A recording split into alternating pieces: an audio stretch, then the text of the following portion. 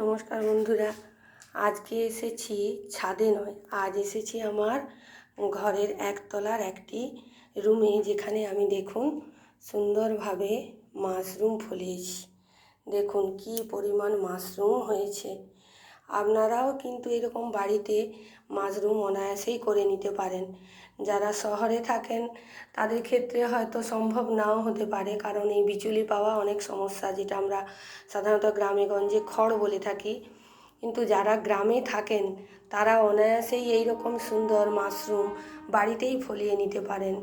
বাজারে এইগুলো আমরা রাসায়নিক সার দিয়ে কিনে থাকি, আর বাড়িতে বানালে এটা 100% অর্গ্যানিকভাবে করা যায় এবং খুবই সহজ পদ্ধতি, যা আমার চ্যানেলে দেওয়া আছে, আপনারা দেখে নিতে পারেন।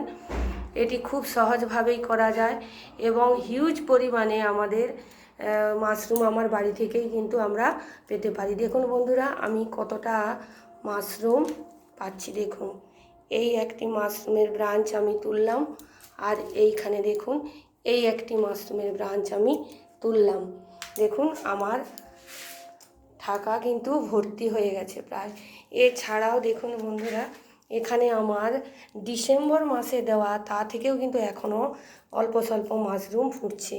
তাহলে এই রকম মাশরুম করলে আপনারাও কিন্তু বাড়িতে সুন্দর সুন্দর মাশরুম খেতে পারবেন তরকারিতে, যার পুষ্টিগুণ অনবদ্য।